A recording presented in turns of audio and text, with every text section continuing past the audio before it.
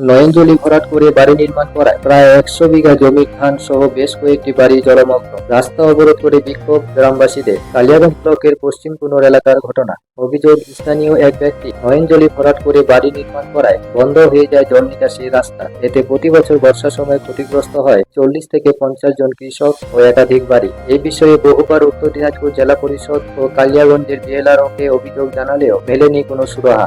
অবশেষে আজ গ্রামবাসীরা একত্রিত হয়ে পশ্চিম কুনোর এলাকায় বুনুক থেকে রায়গঞ্জগামী রাস্তা অবরোধ করে বিক্ষোভ দেখাতে শুরু করে। পরে ঘটনাস্থলে ছুটে আসে কালিয়াগঞ্জ থানার বিশাল পুলিশ বাহিনী। পুলিশ প্রশাসনের সহযোগিতায় ভরাট করা নয়নজলি জেসিপি লাগিয়ে মাটি খুঁড়ে কিং পাইপ বসিয়ে জল নিকাশি ব্যবস্থার কাজ শুরু করে কালিয়াগঞ্জ ব্লক প্রশাসন।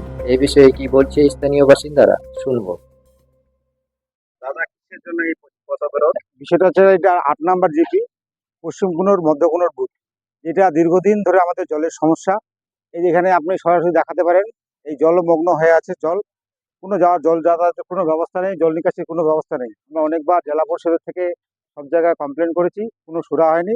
আজকে আমরা সকল গ্রামবাসী প্লাস থানাও এসছে, এই রাস্তা কেটে আমাদের হিমপাইপ বসানো হবে এবং জল নিকাশির ব্যবস্থাটা করা হবে। আগামী দিনে যেন আমাদের কৃষকরা ঠিক মতো ফসল করতে পারে, তার জন্য আমাদের আন্দোলনটা। মোটামুটি এখানে ১১০-১২ বিঘা জমির অবস্থা এবং জলমগ্ন হয়ে আছে, এক হাঁটু জল, প্লাস বাড়িতে অলরেডি জল ঢুকে গেছে।